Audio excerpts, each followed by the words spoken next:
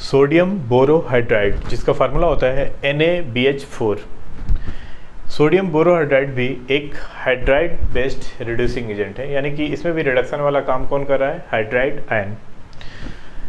लेकिन आपको ध्यान देना है कि जो सोडियम बोरोहाइड्राइड होता है ना, वो थोड़ा कम पावरफुल होता है लिथियम एल्युमिनियम हाइड्राइड की तुलना में। LiLH4 की तुलना में इसका जो पावर है, यानी कि रिड्यूसिंग पावर, इसका थोड़ा सा क्या है? कम है। अब देखते हैं कि ये क्या काम करता है। तो सोडियम बोरोहाइड्राइड जो होता है ना, वो एल्डिहाइड का रिडक्शन करता है, कीटोन का रिडक्शन करता है। दोनों को किस में बदल देता है? अल्कोहल में। तो हमने देखा कि जो सोडियम एल्युमिनियम हाइड्राइड है, वो एल्डिहाइड और कीटोन को किस में बदल दे रहा है? अल्कोहल में। लेकिन यह कार्बोक्सिलिक एसिड, एस्टर और एमाइड का रिडक्शन नहीं करता है, और साथ साथ यह डबल या ट्रिपल बॉन्ड को भी नॉर्मली रिड्यूस नहीं करता है। तो इस तरह से हमने देखा कि यह रिडक्शन किसका कर रहा है? या तो कार्बोनिल कंपाउंड में एल्डिहाइड या कीटोन का कर रहा है, लेकिन यह कार्बोक्सिलिक एसिड, एस्टर और एमाइड का रिडक्शन नहीं कर रहा है। साथ साथ डबल बॉन्ड का या ट्रिपल बॉन्ड का भी रिडक्शन नॉर्मली नहीं करता है। तो इस तरह से हम देख रहे हैं कि जो लिथियम एल्युमिनियम हाइड्राइड था ना, वो तो एल्डिहाइड का भी कर रहा था, कीटोन का भी कर रहा था, कार्बोक्सिलिक एसिड को भी रिड्यूस कर रहा था, एमाइड को भी कर रहा था, तो सबका वो रिडक्शन कर रहा था। लेकिन ये कुछ सेलेक्टेड लोगों का ही रिडक्शन करता है, तो इसलिए हम कह सकते हैं कि थोड़ा कम पावरफुल है।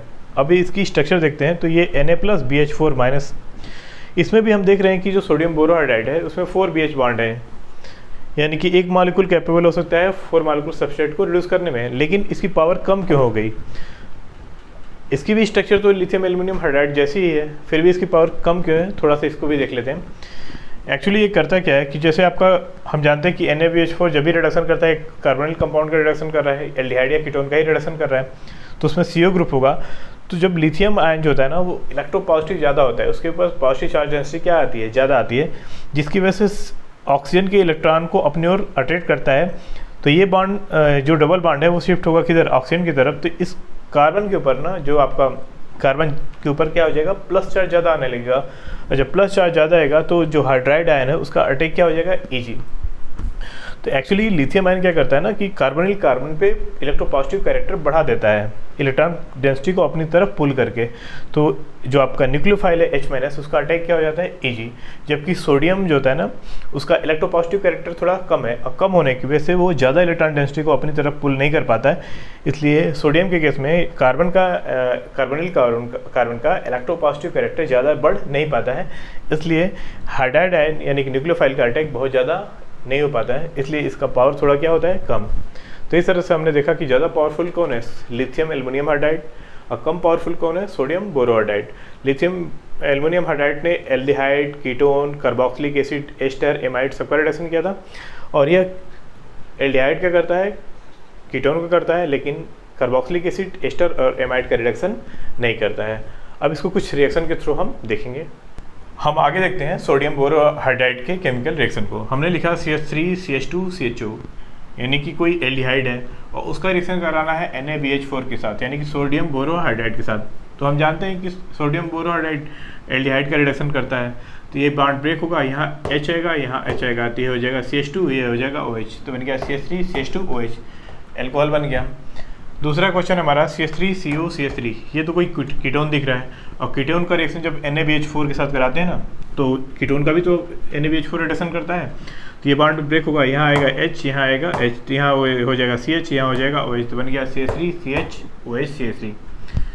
इस तरह से हमने देखा कि एल्डिहाइड का NaBH4 ने रिडक्शन करके अल्कोहल में बदल दिया, कीटोन को भी उसने क्या किया? रिड्यूस किया, और उसको भी किसने बदल दिया? अल्कोहल में। अब एक अच्छी प्रॉब्लम देखते हैं, थोड़ा सा अच्छा प्रॉब्लम है।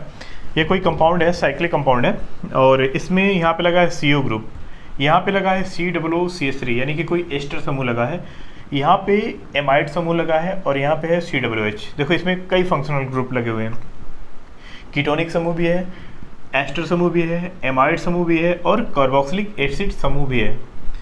अब यहाँ पे इसकी सेलेक्टिविटी कम आएगी। देखो जो सोडियम बोरोहाइड्राइड होता है ना, हम जानते हैं कि एल्डिहाइड कीटोन का रिडक्शन तो करता है, लेकिन एस्टर का नहीं करता है, एमाइड का नहीं करता है, कार्बोक्सिलिक एसिड का नहीं करता है, नॉर्मली डबल या ट्रिपल बॉन्ड का नहीं करता है।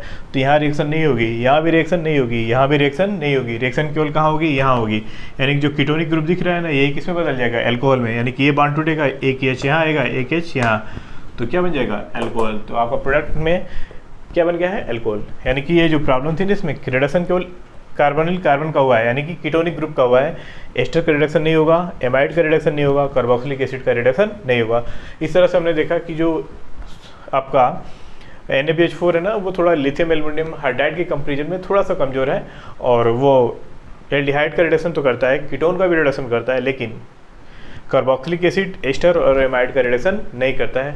जबकि लिथियम एल्युमिनियम हाइड्राइड अगर लेते हैं तो सबका रिडक्शन हो जाता।